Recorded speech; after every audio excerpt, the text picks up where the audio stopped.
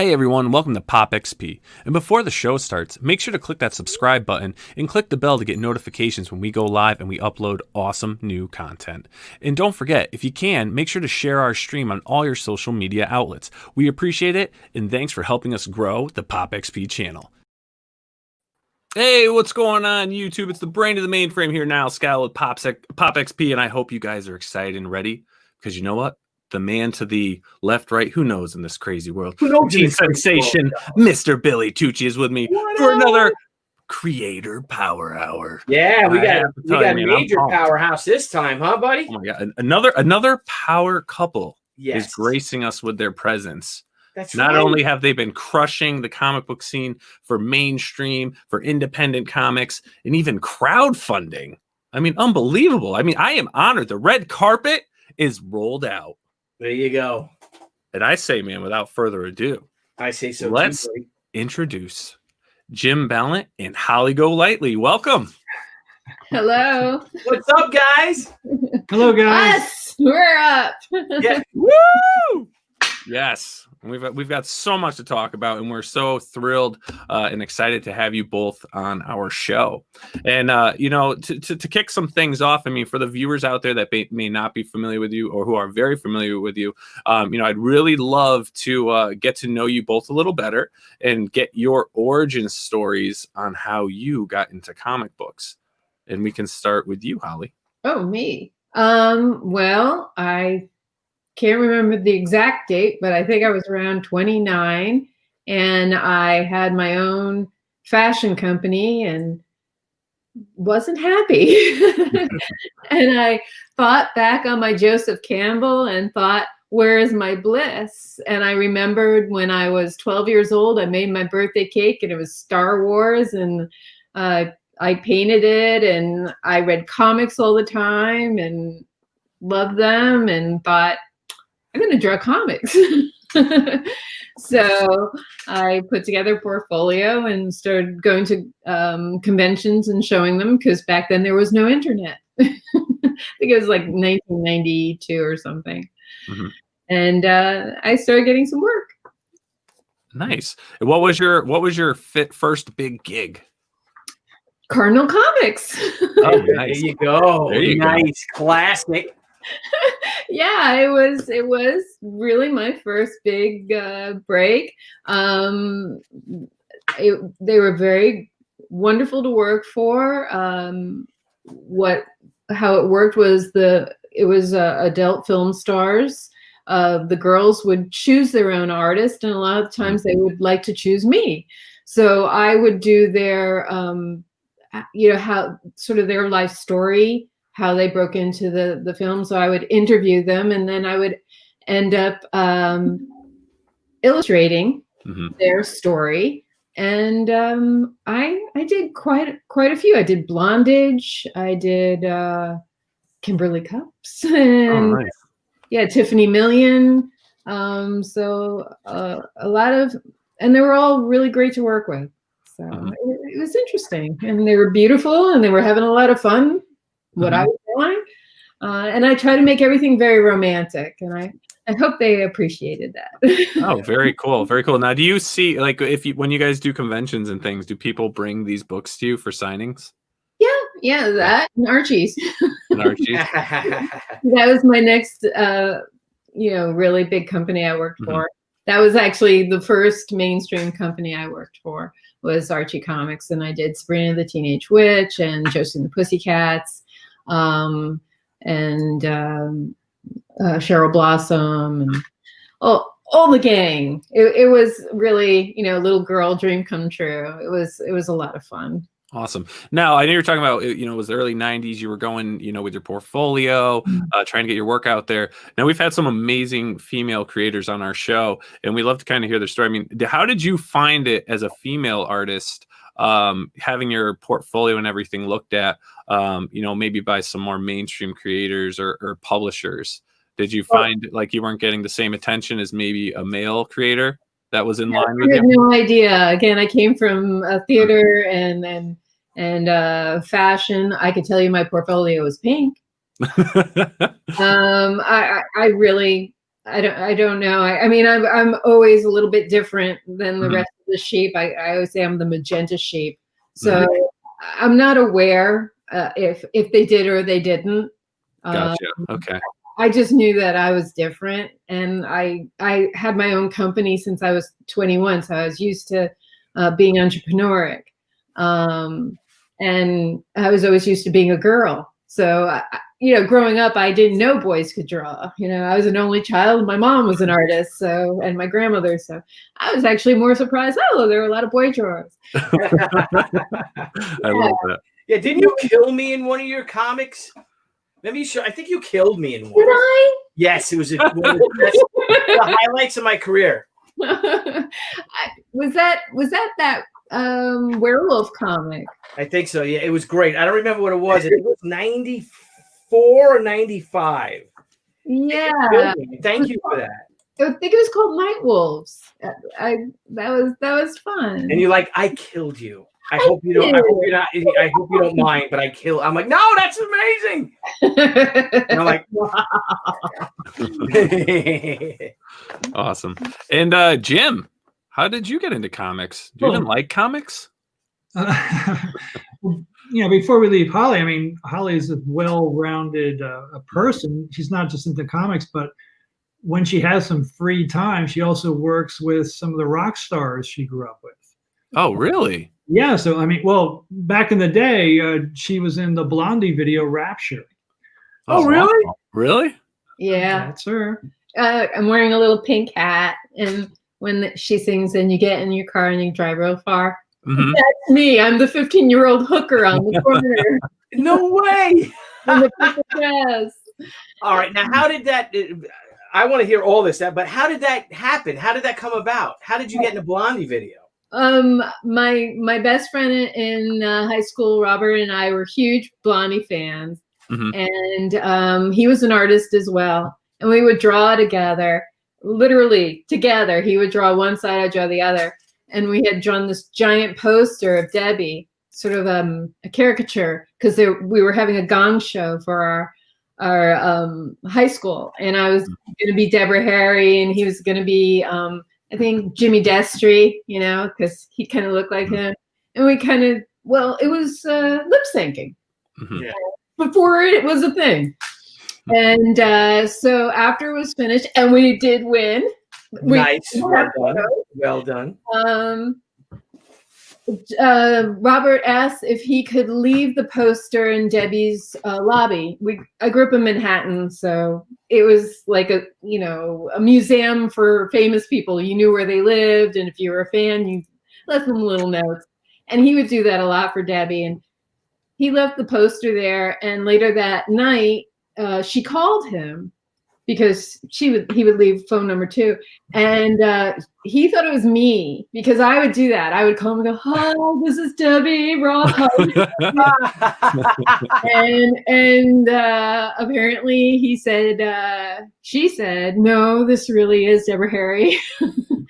And he called me near in tears, and he said she wants to use the poster, and she invited us to be in the video. So. Wow. My mom let me play hooky, and we went and we spent the whole day at the studio, and it was a lot of fun. And I was 15. I think Robert was around 17, and everyone was really nice. It was great. And where was it filmed? It was filmed, I think, on the Upper East Side. I don't remember exactly where, or maybe it was in the 60s. I can't remember. It was a long time ago. and actually, though, you also now do you do cosplay and other stuff as well, or you have a calendar? Am I correct? I don't consider myself a cosplayer because I live what I do. I have always dressed up. When I was 15 years old or 13 years old, when Star Wars came out, I would dress as Luke Skywalker and stand on the corner of 79th Street in Broadway, right near Zabar's, and just stare out into the distance and pretend I was on Tatooine. So, I mean, this is part of who I am. If I'm wearing something, it's because I love it and it's part of me. we did calendars for the studio, but I did a tarot calendar. And there's a calendar and also playing cards, I believe. Yeah. Okay. I did pinup. I consider myself a pinup model or a spokesmodel. But not, I did dress up, but I dressed up. I actually did it for companies as their I think pinup would probably be the better word I should have used than cosplay. Yeah, but I know when I was talking to JC about it, and he was like telling me some of the other stuff that you did outside of comics as well. Yeah. So I just thought, since we were still talking about everything you've done and well-rounded, I thought that'd be a cool thing to bring up. Sure. And also, I started painting, and I'm being represented by the Spiderweb Art Gallery, which is nice. The Hildenbrandts. Yeah. That painted the first Star Wars poster, which was the first poster I was allowed to hang in my bedroom, but it had to be in the bathroom. My mom was very strict. And so that's like huge for me. Yeah. Heroine. A calendar for Broadsword Girls? No, but they're Broadsword Girls in each issue of Tarot Witch of the Black Rose. There you go, Heroine Berg. Heroine Berg is one of our lovely moderators out in the live chat world there. I like that. Our lovely moderators. I like Yes. And Jeff Comk18. Hey there, Jim and Holly. Hey, Jeff. Hey now. Hey, Torsten. All right. And Jim, if you don't mind giving us your origin story. Now, Jim, if I may I interrupt here?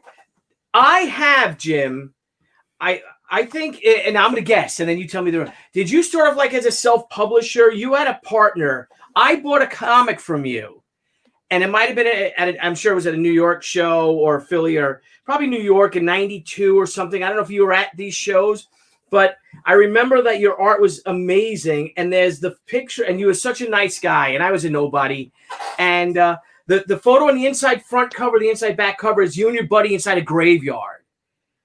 And you've got a trench coat on. Yes. So is that how you got started, by being a self-public, doing your own independent book, or did that come after? So I just wanted to brag and say I had that comic that you and you signed it. So thank you.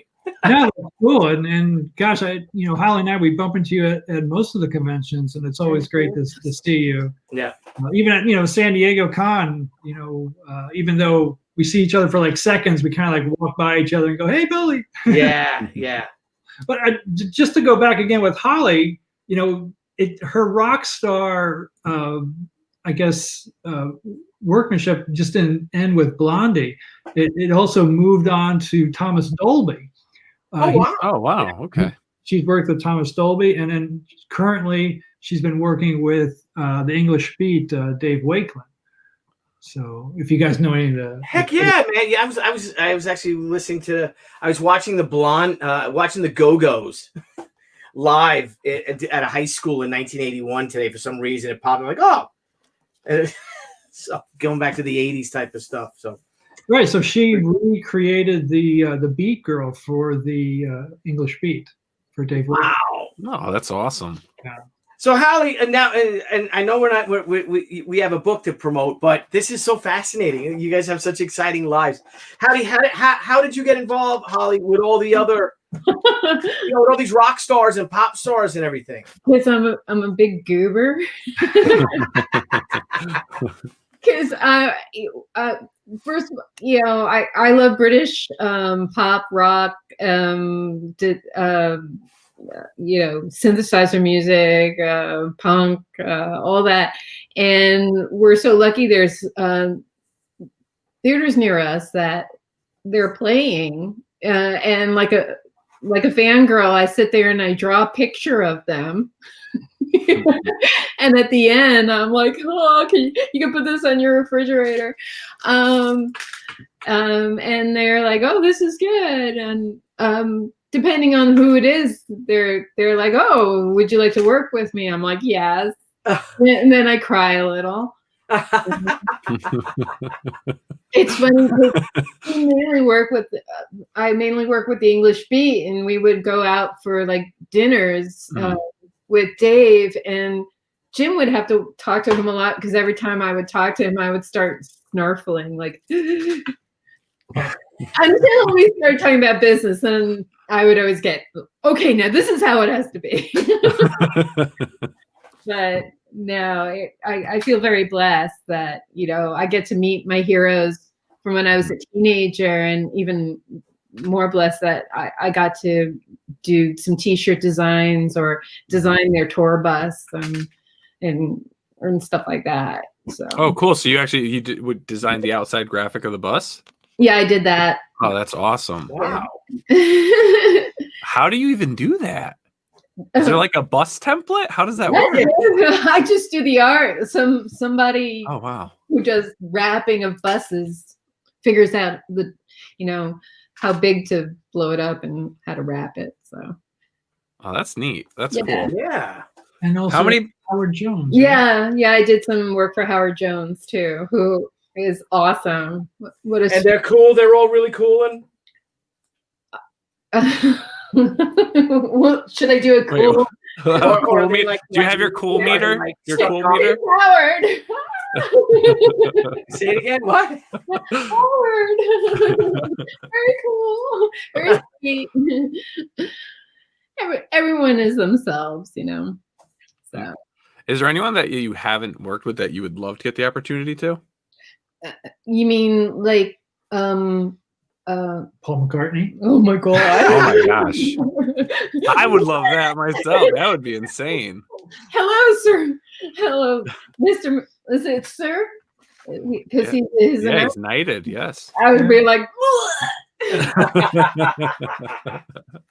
I mean, I like a lot of obscure music too, so I'm always doing fan art and sending it to bands. Like, I brought fan art for Shona Knife. Do you know Shona Knife? Yeah, I've heard it. Yep. Japanese punk band. Yeah. Oh my god, I brought them chocolate and art. I was just so excited. Oh, I forgot about Adam Ant. Oh yeah. Yes, I I'll was. get blinded by science. Yeah. Sorry. Holy. I drew. Well, no, I gave Adam Ant some gifts, but I never worked with him. I'm just a big goober when it. Have you ever met Duran Duran? I touched Simon Le Bon's butt.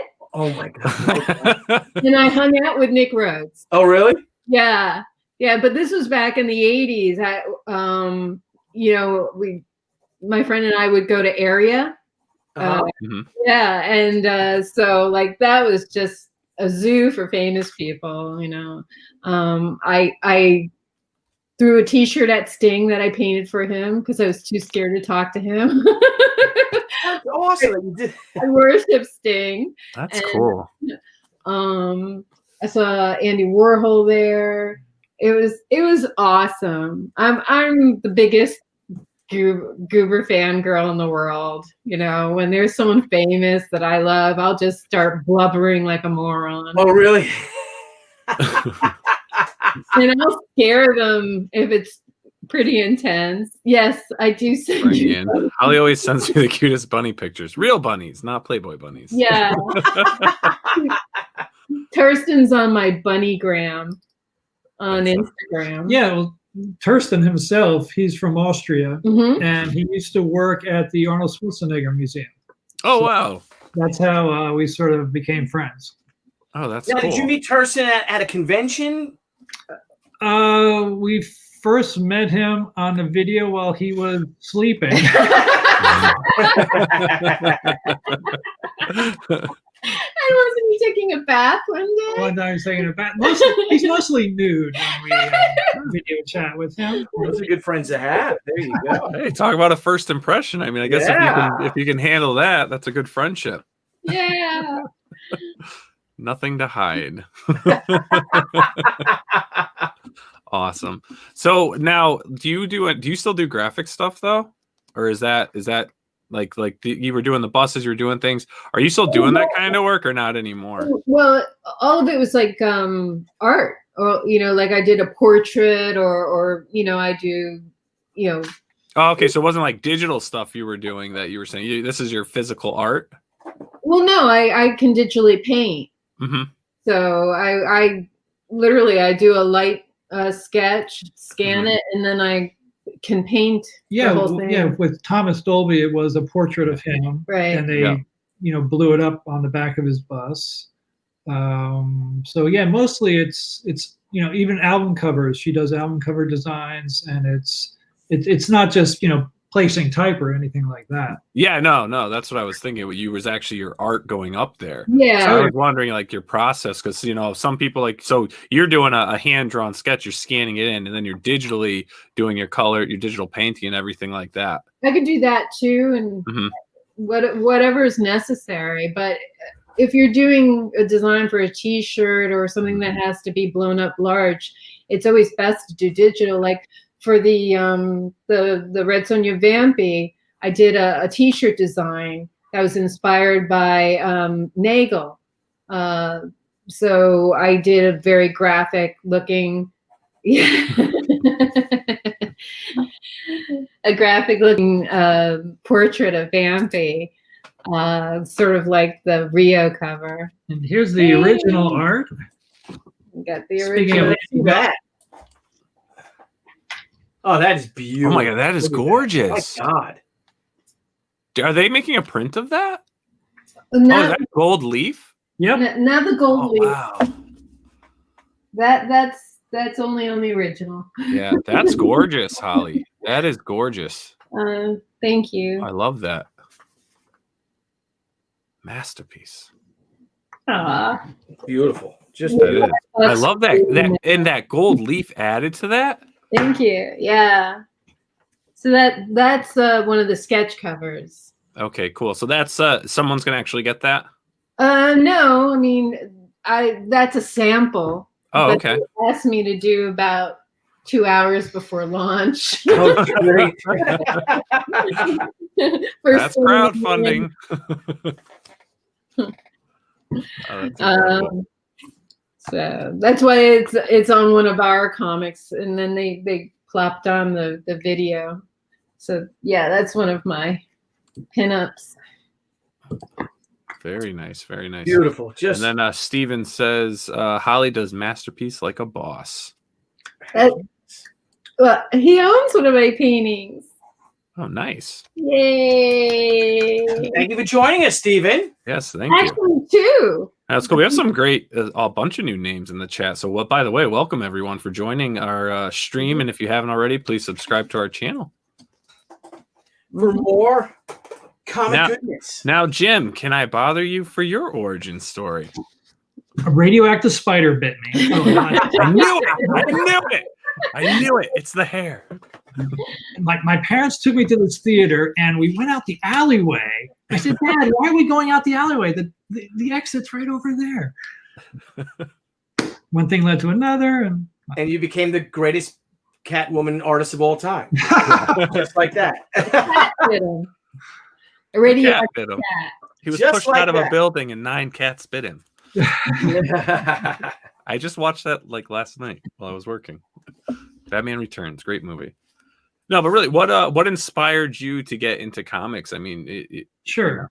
At the age of 5, I started drawing. I loved Speed Racer. I loved watching Adam West on TV as Batman. I loved the Spider-Man cartoon that was on, and I just kept drawing. And back in the day, I didn't have, my family didn't have a lot of money, so we'd get comic books every now and then. And once you read the adventure of Spider-Man or Batman, there'd always be a cliffhanger, and I would always go to my room and like sort of draw the next issue because I didn't know when I would get the next issue. Right. So I just sort of like became a storyteller that way. And then you go through high school, and then somebody says in high school, "Hey, you could have a career drawing comic books." And I don't know why it didn't occur to me, but went to the Joe Kubert School for 3 years. Oh, nice. Right. Got taught by Joe. He was a great guy. After the Joe Kubert School, I met Kim DeMulder, who's a fantastic inker, and he hired me to be his background inker. And even I worked with Joe Sinnott at the time doing some background inks. So at the time, you could just like bring your stuff into DC, New York City, and you know, it was wonderful to see, you know, to walk into Marvel Studios in DC and meet all the editors. And I guess my first published work was right out of the Kubert School in the back of a Sergeant Rock comic book. I did 2 stories for them. Wow. And then from that, I did, as Billy brought up, published through, I think it was Malibu Comics at the time. And then from Malibu, I was also at the same time submitting my work to DC. And they started hiring me to do some backstories in, I think it was Green Lantern Quarterly. And then eventually they just said, hey, you want to do a Batman Detective Annual? And I was, of course. And then as I was doing that, Denny O'Neil called me and said, we want you to do Catwoman. And of course, I was a big Julie Newmar fan, and Catwoman, I just love the character. And that's the one. And so from 1990. What year was that? What year was that, Jim? 1993. 93. From 93 to 99. And then, if I recall, you did like 80 issues? 77 continuous issues, but I also did their, you know, annuals. I did Dark Claw. I also did some Batman fill-ins. So whatever they needed, you know, even like, I think it was Catwoman 1 million they did. So it's close to 80, 90. I never really counted, but yes, sequentially it's 1 to 77. And then, so you basically did, you know, 90 almost issues on a monthly schedule. Correct. Yeah. That's like unheard of now. Wait, how many issues? He did 77 issues straight of Wonder Woman. Oh, yeah. Catwoman, yeah. So that's 77 issues straight right there. And then, but he kept doing other fill-in issues of the other characters, of the other event books and stuff. Correct, right. Mm-hmm. You guys heard of Dark Claw, correct? Yes. Mm-hmm. When Marvel and DC made the amalgams, Yeah, you did that great poster or the cover of it, too. That when they used it was everywhere, and I don't know if it was a cover for previews or something, but it was close. It was everywhere in all the magazines. It was awesome. That's right. Now that you brought that up, right? Previews at the time asked me to do the cover, but it was not just Dark Claw, but all the amalgam characters at the time. There was a close-up one though, like just him though. Correct. This one. Right. That's the cover. Okay. Oh, okay. Now the strange thing about that story was it was so top secret that they didn't even tell me what I was going to be drawing. I received a call from DC saying we have this secret project that we want to give you, and I said, okay, Catwoman comes first, and that's the way I've always been. If something came down the road and I couldn't take it because of Catwoman, I just didn't, because Catwoman was my #1 gig, and I just love the character. But this, they said, okay, we'll make room for you, no problem. And I said, well, what is it? What is this project? And they could not tell me. They said it's top secret. So I said, fine, I'm on Catwoman. I got a lot of work to do. Yeah. At the same time, Topps, the card company, called me, and they said, we have this new card with this new character coming out called Dark Claw, and we want you to draw the character or the card to it. And I never heard of this, and I was just like, okay, who's involved? Can you give me some sheets? And they said, well, as soon as we get it from the companies, we will give it to you. So I was like, okay. And then weeks would go by, and I'm getting nervous because that time slot between deadlines, as you know, Billy, gets smaller and smaller. Yeah. And you have publishing deadlines, you have, editor deadlines. So at this point, I thought I was going to have to drop this trading card called Dark Claw. And I kept calling up DC saying, well, what's this new project? And they said, we can't talk about it, but we want you to come in for lunch. And I said, okay. So I called up Topps again, and I said, I don't know, how long we have. I said, but give me something that I can draw, of this character, Dark Claw. And they said, well, we're waiting for the companies to give us something. And I was like, okay, but, this is right down to the bone. I go to lunch with DC, and they say, okay, Jim, here's the big secret. We want you to draw Dark Claw. And I just started laughing. Said, why are you laughing? And I said, for the past 2 weeks, I've been waiting on myself to design this character for Topps and I told them the whole story and they just thought it was this crazy circle. Yeah. But yeah, it was great. It was sick that is, dude. Is that awesome? It's cool. Yeah. Batman and Wolverine. I was just that's Batman and Wolverine. They had a baby. Look how cute he is. He's friendly. He's so friendly. Yeah, it's so funny because at that lunch we were talking about how the two origins of like Wolverine and Batman would work. And everyone knows the sort of Batman origin where he's sitting in his library and the bat comes through the window. And somebody brought up, well, what if like Alfred's out the back and he kills his Wolverine and he throws it through the window? So it's like Wolverine comes through the window instead of the bat. But they were just joking about that. Who wrote that issue? I think it's Larry Hama. Okay. Yeah, Larry Hama wrote that. Yeah. Yeah. He wrote a lot of Red Sonja. Yeah. Yeah, he's worked on. He's worked on a lot of stuff, that guy. I think he's got a good future in comics. I'll tell you. I think he can make it. What do you think? He sticks with it. If he sticks with it, he may sticks have a long with it. career. Yeah, I think he'll be. Yeah. So I mean, you hear the name Jim Balent, and you think Catwoman. I mean, your Catwoman is my Catwoman. That's what I grew up with. That is the Catwoman I like to see. Now, where did your journey go from there? You worked on. You said from 1999. Where did you go from there? Well, in the year 2000, Holly and I decided to start Broadsword Comics.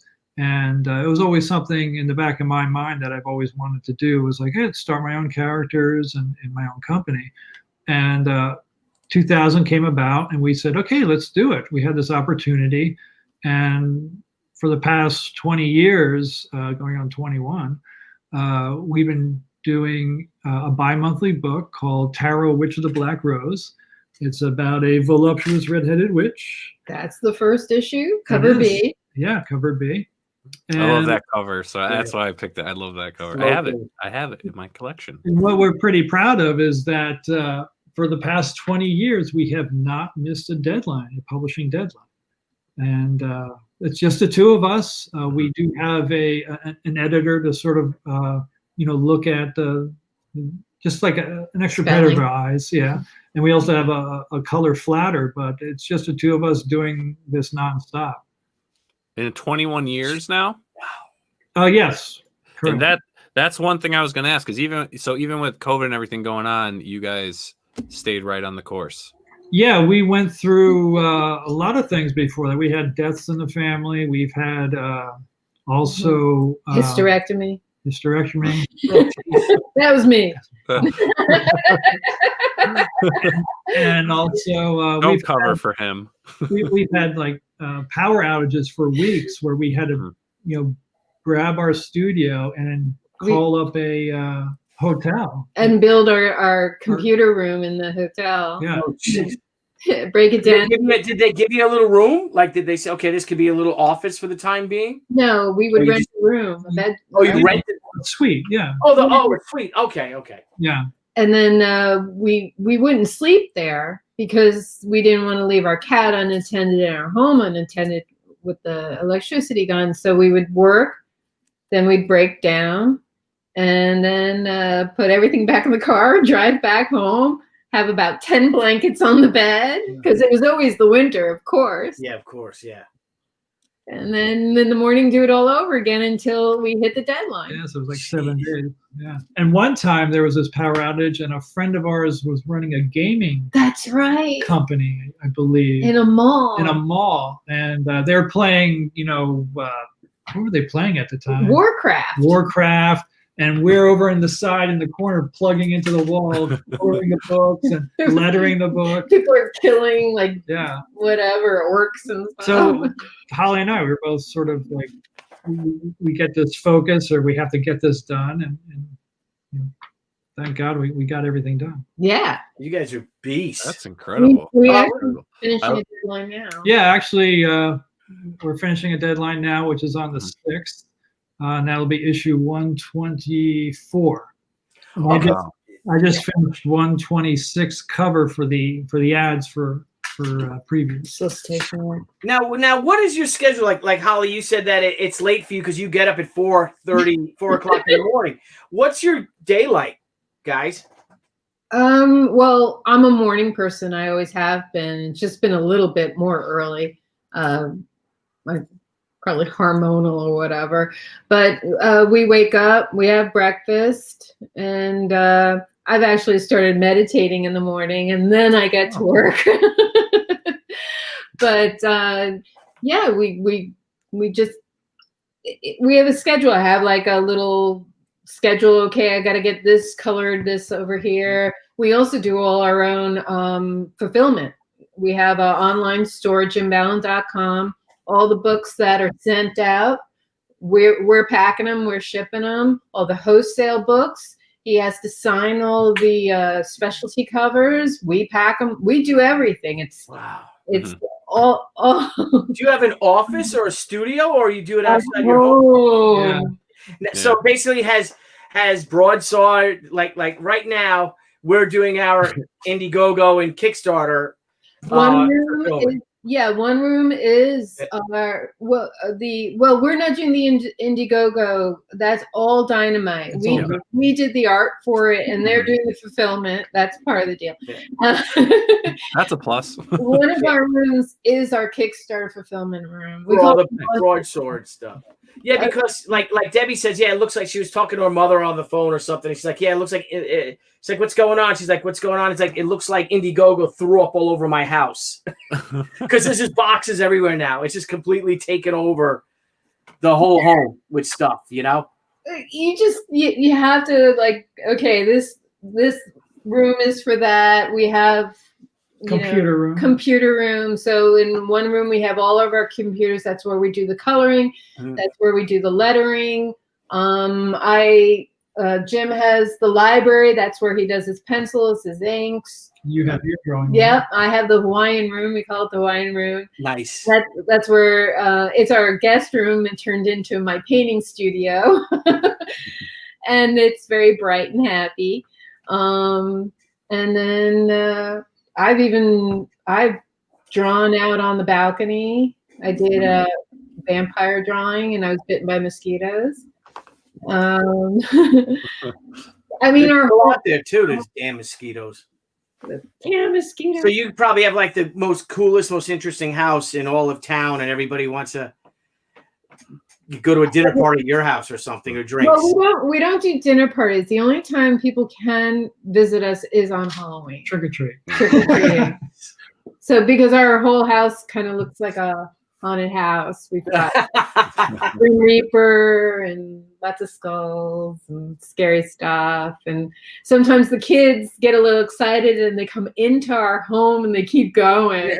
And then some of them never come out, Niall. Yay. They walk out with a sandwich. They got too comfortable. Is that kid in our kitchen? So Jim, so you're an early riser as well? Yeah, sometimes I don't sleep very well. Sometimes I sleep only like 4 or 5 hours a day. And then sometimes I'm up at 3, and you start thinking of next storylines and what you have to do during the day. So once we get up, I make some breakfast for everyone, and then we hit our emails. And usually by then you kind of know if it's going to be a penciling day, a coloring day, or ballooning day. Yeah, that's coming up. Yeah, it's it has a life of its own. And then on top of that, you have when there was convention season, you have to deal with conventions. And with San Diego, that would take a week out of our schedule. Mm-hmm. And we'd still hit our deadline. And we'd still hit our deadline. You'd have to factor that in. And that's another reason why we don't accept a lot of invitations when they call and say, hey, you want to show up at our convention? We'd love to, but our publishing schedule comes first. If the dates don't line up, then we just can't make it. Yeah. Mm-hmm. And you guys at San Diego, you guys got a great booth and a great booth space. You're right on that main aisle. Near DC, and Neil Adams is behind you. Well, DC used to be there. Yeah, that's right. Yeah. Yeah, because we're in the front, And it's cool because we're in a great spot, because when you first walk in those doors, the B2C hall doors, our booth is right there. But most days those doors open and the people run past our booth to get to like DC, all the free, all the yeah. So sometimes like, oh man, maybe we should get on that main aisle. Or we could just set up a net. Yeah. But then again, I go by that main aisle, it's so crowded over there. So I'm like, oh, I don't know if I want to be, sometimes it might get too crowded for people to even see you, because sometimes people don't have time to look because they're just trying to move, it seems. Yeah, but you've been in that position for a long time, Billy, so everyone knows where you're at. And that's true. Yeah, and we have air. It's nice because we can go outside if we want, and take a break and get some fresh air, and And if there's a fire, we're safe. Those poor bastards all the way in the back, forget it. Oh yeah, I call it our timeshare. Yeah, San Diego timeshare, because it's always our same spot, and it's kind of. That's great. Because we pay for it ahead of time, like that day. Like a lot of people don't realize with San Diego how expensive it is, but if we have a good show, and thank God we've been having it for the past couple of years, we just pay for next year. Because I don't want to lose that spot, because you can't afford to lose those spots too. Right. Because it's so prestigious, and they'll just knock you out and get somebody else. It's happened to a couple of people that they didn't pay, or maybe they gave a deposit and didn't pay, and they thought they could show up and like, oh no, we sent you contacts, you never paid for your booth or something. Yeah, because there's so many people and bigger companies that they'll gobble up our booth type spaces, our, modest spaces. Fascists. Now, protect your booth with a cattle call. Yeah. Now, before we actually get into the Indiegogo campaign, I do have a question to ask, because a lot of our shows, we have, mainstream creators on, independent creators. But a lot of the independent creators we have, they're starting their series. They're using Kickstarter, they're using Indiegogo. They're starting their run of their character. And you've done it now for 20 years with well over 100 issues.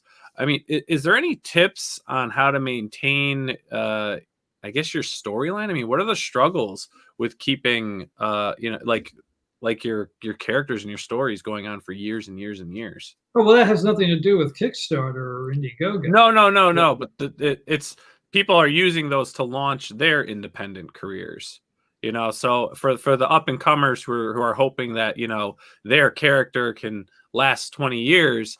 I mean, is there any secret to it? I don't think there's a secret. It's just who you are. Because I know artists and writers who say, I'm just going to do this particular character for 4 issues and I'm out.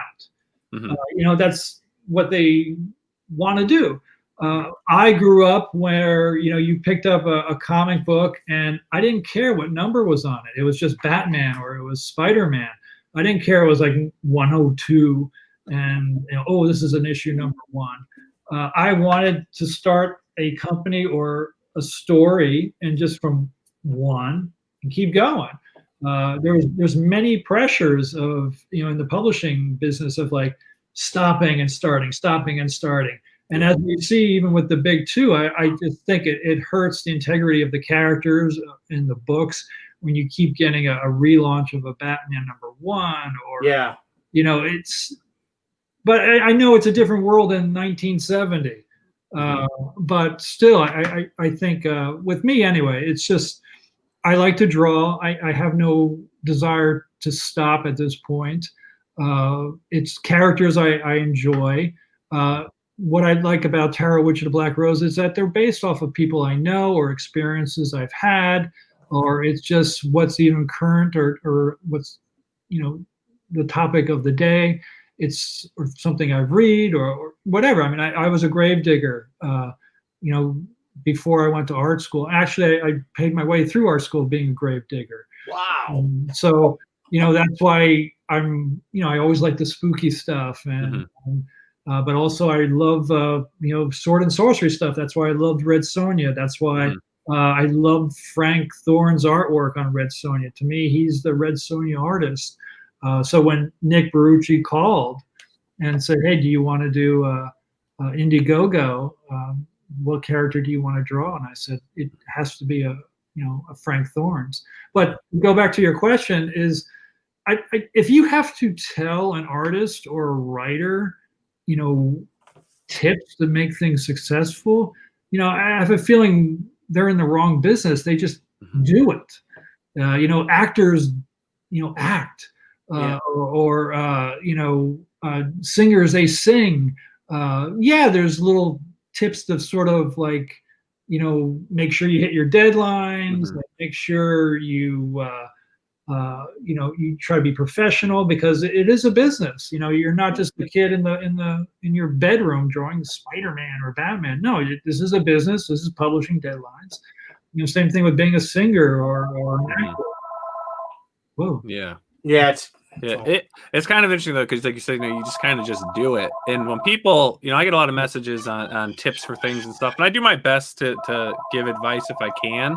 But in my mind, I'm like, well, because for me, it's like, well, I just do it. There's not a lot of thought to it. It's just natural. It's like I just do it. So it is kind of, it is like the thing. It's almost like natural to you. Like if you have it, you have it. Yeah. And what I tell, what I tell people is, feed your dreams, because someday your dreams will feed you. Was that Billy? Was that Billy? Oh, sorry. I'm sorry. But yeah, you could tell people tips of like, anatomy or composition, but to have someone say, hey, how do I, draw for 20 years the same character? It's like, well, first you got to love what you're doing. Yeah. Whether it's drawing a character or if you love doing landscapes, then do that. Yeah. Hey, Jim, you are so prolific. I mean, of the body of work that you've done from when you first got into comics in the early 90s to today. Did you learn to let things go? Like maybe you're not completely happy with a page or a panel. Do you then just train yourself to move on? Because that's a thing that a lot of artists, I feel, struggle with, especially a lot of young artists, right? Because like, oh, I got to, no, that's just not right. That's just not right, right? It's almost like you're never completely satisfied. Yeah. But you got to let it go. How did you learn to do that? And what's your train of thought? Like, you know what? I spent enough time on this panel, go on to the next one or page. Yeah, I guess there's a little bit of that, but no, I'm never happy with the finished product, because you're always it's always developing in your brain and trying to get that onto the paper. So there's always something where you go, I wanted to look this way or that way.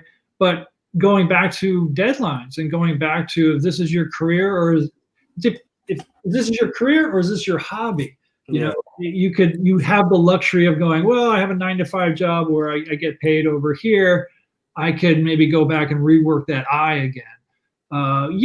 There's times where, you'll get that call there's times I got called from DC saying, we need 7 pages within like 2 days because somebody else dropped the ball, and you just go, I'll do it. And then you just sort of, you wake up and you do it, and you try your best each time, but there is always that pressing deadline. So yeah, it's a balancing act. You try to do your best. If you know you can do better and you have that luxury of extra time as a new artist, then go ahead and do it. That Catwoman cover that you showed, I drew that or redrew that cover 3 to 4 times because I was so nervous. And the one that they picked was the first one I did, which is that. Yeah. This one right here. Yeah, I did a copy of that 4 times because I thought, maybe I could change this a little bit. And it was like these little minor things. And this was the first big job at DC for me. So you wanted everything perfect. And at some point, it was just sort of the first one was your best, and then you go from there. Now, where's that original art now? Do you have that? Is it? Oh, nice. I keep all my printed work. I never sold any of the covers of Catwoman, Batman, or even the tarot stuff. To me, they're like photographs. Yeah. Yeah. Well, speaking of some great stuff, I mean, we should jump into it right now. Yeah. You guys have the Indiegogo going on right now with your Red Sonja and Vampirella covers, and you guys have such a fun campaign video. And I would love to, if you guys don't mind, if we could show that to everyone out there. Roll it. Roll the clip.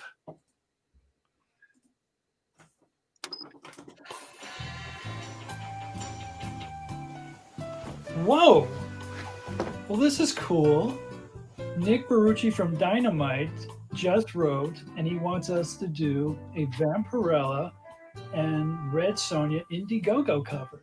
Holy crackers and cheese! That is so awesome. I've always wanted to do a Frank Thorne inspired Red Sonja cover. Oh, and I've always dreamed of doing a Jose Gonzalez Vampirella cover. Wow. Yeah. Wow.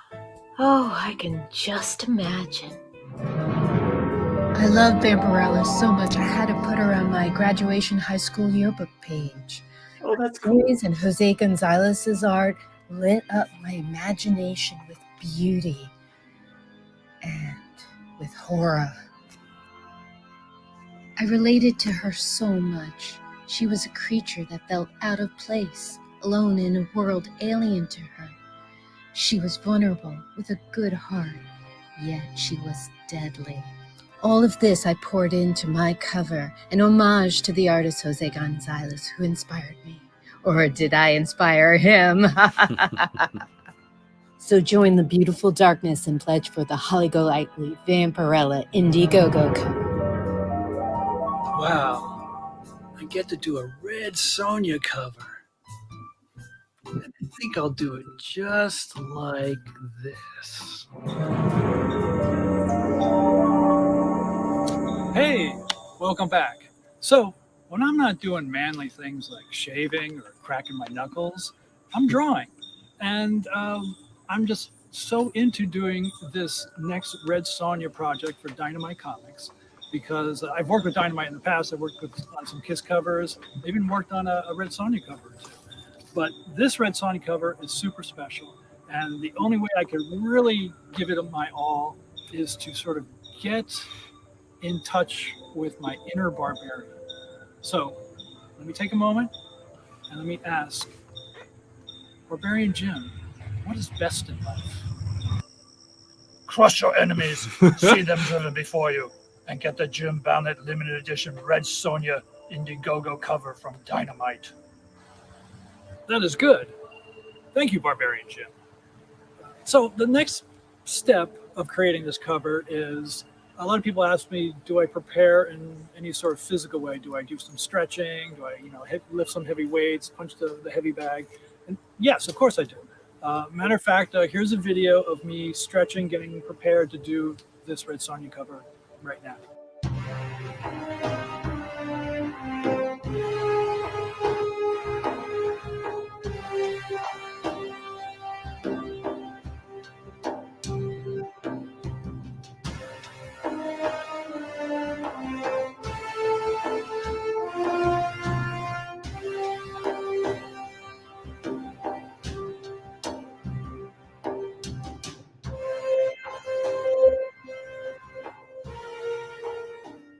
So that's my stretching process. The next phase in drawing the Red Sonja cover is I want to get in touch with Barbarian Jim because I feel like we need extra guidance. So I want him to contact his higher power or lower power. Let's take that moment. Crom, I never pray to you. I have no tongue for it. But battle pleases you, Crom, especially on the Jim Balent Red Sonja Indiegogo cover. So grant me one request. Grant me that cover. And if you do not listen, then to hell with you! Barbarian Jim is pretty wise. So once again, that's my process. Thank you so much, and I hope you come with me on this amazing adventure when we launch the Indiegogo Jim Balent Red Sonja cover. So I hope to see you there. I hope you pledge, and I'm really looking forward to creating this cover for you. Oh, This is great. This is awesome. This is not a tumor. Get back in there right now and play Yaya Ding Dong.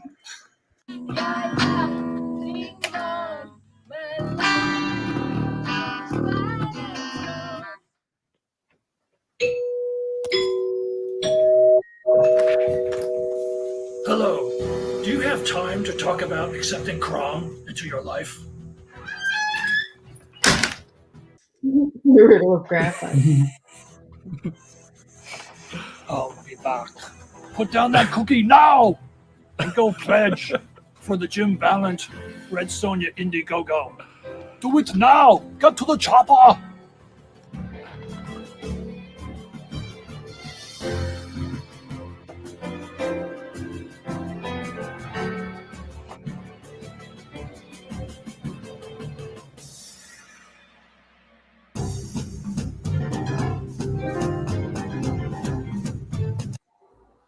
That is hilarious. Fantastic. That is fantastic.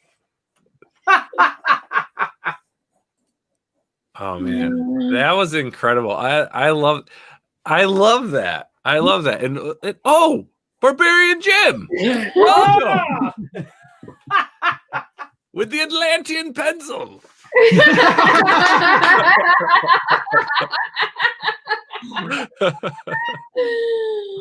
Oh, fantastic! Now, both those covers look amazing. Oh, it's awesome. Campaign's kicking ass. Well done. We got 21 days left, and I'm sure this will go in demand and just keep growing. Did you post something? Yeah, miniseries, please. Oh yeah, Barbarian Jim miniseries. Yeah. Yeah. Or a Golightly Vampirella series. Yeah. Nice. Should do what do you got up here, Billy? TJ James wants to know, I think I recall Jim drawing the cover to the Pittsburgh Comic-Con program cover for Stanley's first appearance. Yeah. Did you do that, Jim? I did. It was an album. Yep. That's me. It's my artwork. That's gorgeous. It was great meeting Stan. I'm sure everyone's met him already. He was a great guy. And one of the highlights, I would say, of my art career is to meet Stan. Mm-hmm. Very cool. I unfortunately did not get to meet him.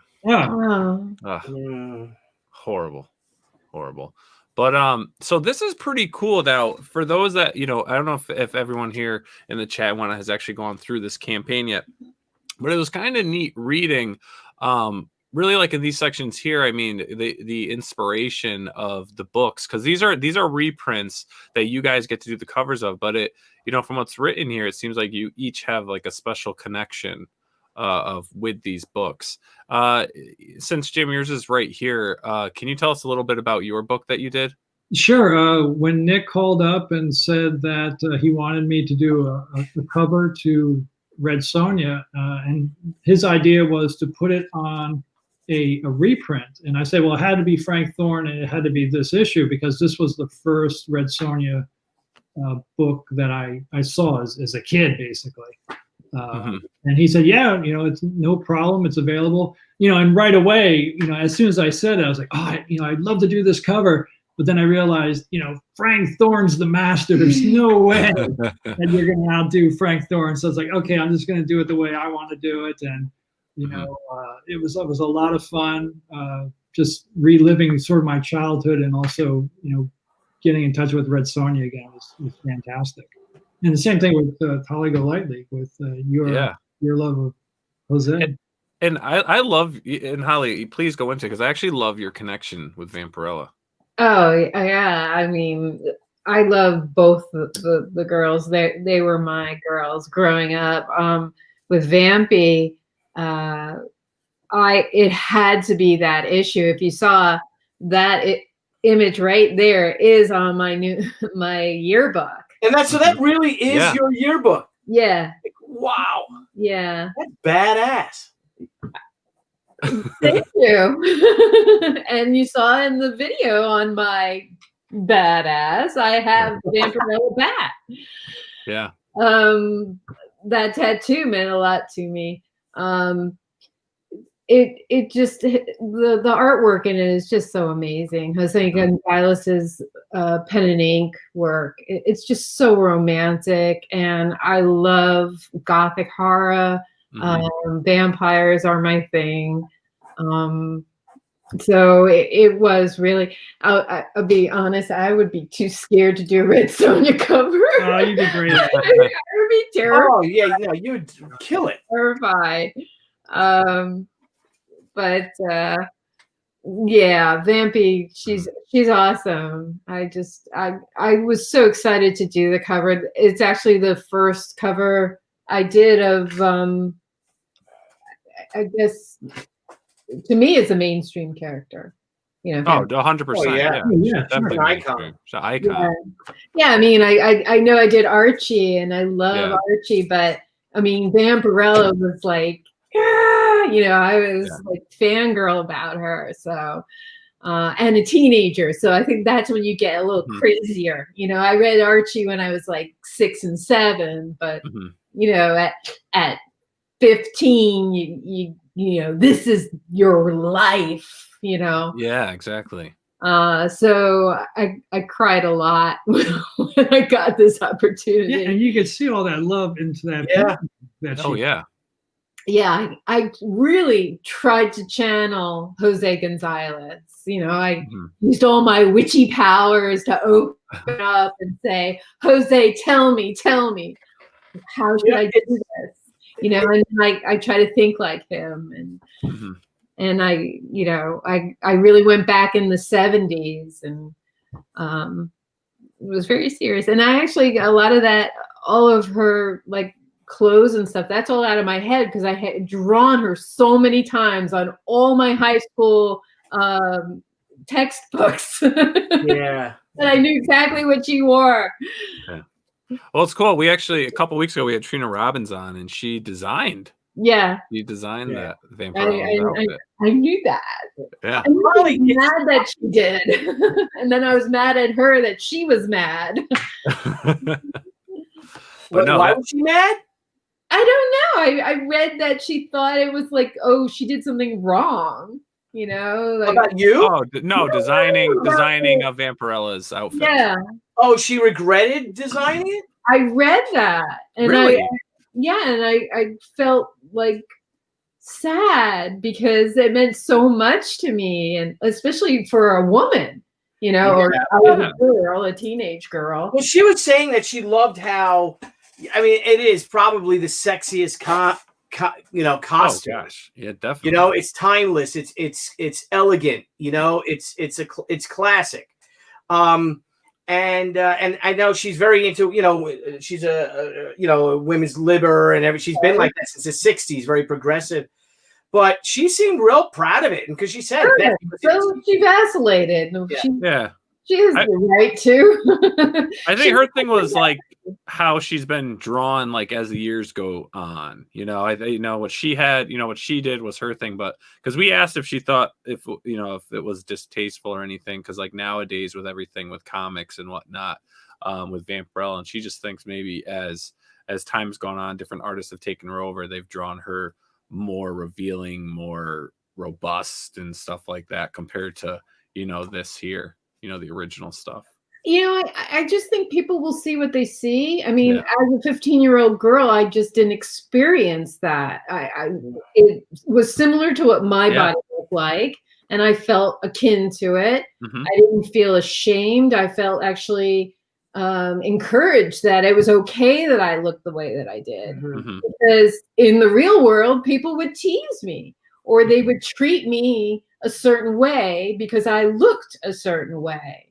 So I think all the prejudice is happening in people's heads, and that's what art does. Art makes you react. Yeah. So it really reveals that person. It has nothing to do with Vampy. You know, she has her own soul. You know, she may be two-dimensional, but for me, she isn't. She's real. Yeah. You know? That's cool. That's a great connection to have, and to share that, and then be able to produce such a great cover with such an iconic issue. Yeah, and I mean, I'm hoping to do a full body. So you know, I mean, it's beautiful. I don't see anything. I think shame is in other people's hearts. Maybe they have their own personal shame problem or whatever, and so they have to project it onto something that can't fight back. Or a corporation that has to bow down to what they want. You know, it's all wacky. Yeah, well, it's pretty obvious that you've waited your whole life to do this, to work on this character. Yes. And it's only at Indiegogo where you can get exclusive covers. That's right. That's right. So, I mean, both these covers, they're born of passion and love. We love these characters. If it wasn't for them, I don't think I'd be sitting here doing what I'm doing. If it wasn't for Red Sonja and Vampirella and Conan, the Barbarian. These are all cherished characters. And just so proud that we got to share these stories that we sat down and we read when we were kids, and that's why we are doing what we're doing. And this, you know, there's all love here. Yeah, definitely. Oh, the passion. My God. Well, I have to say, like, I love and I was saying on last night's show at the end, bring up to everyone that we were going live tonight with yourselves and everything. You know, I said to them, I said, this is such a cool concept of how this is, because I mean, they're books you guys enjoyed and you're actually getting to do the covers of. Like, it's not like someone just said, hey, do the cover for this, we're reprinting this. Like, you actually had a choice. Like, you're doing something that you're connected with. I know. And I think that's really cool, especially for a reprint. You know, and to have artists of your guys' caliber working on this stuff. I mean, what an awesome connection to have. Yep. So cool. So happy. Yeah, and you're killing it. And you'll do more. Yeah, I hope you get to do more Vampirella stuff. I really love how you capture that essence of it. And even with Red Sonja, I mean, Jim, I mean, your cover's phenomenal. I mean, it's so cool. This is neat. I mean, this is a one of a kind out there, viewers that are watching and will be watching this recorded. You know, this is your chance to get these one of a kind covers, and they're gorgeous. Hey guys, have you considered being fans of Sonja and of Vampy? Do you have stories? Like, have you proposed to try to write? You know, maybe you can't draw an issue, you know, a whole issue, but what about to write it? You know, have you pitched something? I mean, I think you guys are perfect. Again, the passion and your track record of being successful creators. Hell, man, I'd ask. Stay tuned. Yeah, that's what I would believe now. Well, we have to have you back on when that happens. That'd be awesome. If that happens, if something like that happens. No spoilers here. No, and you guys have they have a lot of levels here for you guys with so many different things, from shirts to cards to the books. I mean, this is pretty cool. This is a really cool campaign. Thank you. Yeah, Nick and Dynamite came up with the coin idea, the lithos, and trading cards. It was a surprise to us as well. Yeah. Wow, you can even get them graded already. The statues. So cool. Wow. I have one of those. Look, guys, I have one of Claymore's that he had done, and this is all that's left because they were so weak. If you guys remember when this came out, do you guys remember this statue? Yeah. It was resin, but it was just so weak that the legs would snap. Wow. And it's Claymore just drew it, wanting to try to get the license. Snap. Look at it. So she's falling apart, but it's still just going. I'm like, oh, that's great. I could use that for lighting. So I still draw from this. Oh, yeah. So. Oh, nice. And you destroyed it. Jeez Louise. It just falls and breaks, you know. It happens. Awesome. So you guys, there's 21 days left of this campaign. Do you know if Dynamite is going to put this into the Indiegogo in demand feature? We do not. The best person to ask would be Nick. Okay. He's the mastermind behind this. All right. Well, very cool. You know, it's actually been well over an hour. We've taken so much of your time, but awesome campaign. It was great talking with you guys about and getting to know you guys and everything that you've done. And I have to say, this is an awesome campaign. I love Red Sonja. I love Vampirella. And for those out there, please do a favor, back it today if you love Red Sonja and Vampirella as much as we do. But also, obviously times are tough for people, or the money's not always there. So the one thing we always ask that you can do is please just share. Share this campaign on your Facebook, on your Twitter, your Instagram, whatever social media you're using. Get it out there. You may know one person, you may know 20 people that will back this. And, we'd love to see some more stuff from Jim and Holly with Red Sonja and Vampirella. So the more you can back it and show that we love it, hopefully, if we stay tuned, we'll see some more stuff. So please push it and get it out there. There's 21 days left. And I think Dynamite typically does do the in-demand transition, but I'll verify that. And if it's the case, I'll do a post to let all the viewers out there know. Oops. All right. Do it now. Get to the chopper. Get to the chopper. You guys are fantastic. Such a great video. I love that. And all right, guys. And then for Jim and Holly, for the viewers out there that want to keep up with everything that you're doing, where can they follow you? Well, I'm on Facebook, Holly Witch, Instagram, Broadsword Comics. I don't really do Twitter. Then our main website is jimbalent.com. And then I have a website, hollysheart.net. And Jim. You can just follow us or follow me on Instagram or Facebook, just Jim Balent. And also just jimbalent.com is our online store. All right, fantastic. And again, thank you everyone out in the chat. It was awesome getting to chat with some of the new names and always our loyal favorites out there and our chatters that have been with us since day one. 220 episodes worth of some great people in the live chat. And again, Jim and Holly, thank you so much for coming on. It's truly an honor to be able to spend this hour talking with you. And for everyone, tomorrow night, we're going to be going live at 9 p.m. for our first episode of Poptober. We'll be on live with our good friend Howie Knoll, who does Paranormal. And as each Poptober episode will be, we'll be mixing a little bit of comic and the paranormal, my two passions. So it should be a fun time. If either of you are into the paranormal and you want to join a Poptober episode, we've been talking ghosts, UFOs, all that stuff. Halloween traditions, things, let us know. And you're more than welcome to come on and hang out. Full moon tonight. I know. It's beautiful. It's an autumn moon. It's the Lon Chaney moon. Yeah. Chaney Jr. moon. Yes. All right, everyone. Have yourselves a great night. Thank you again, Jim and Holly. Mr. Tucci, I will see you tomorrow at 9. Have a great night. Thank you everyone. so much. Thank you, Bye, guys. You both rock. Me too, man. We'll see you guys soon. We'll have you on again. Anytime.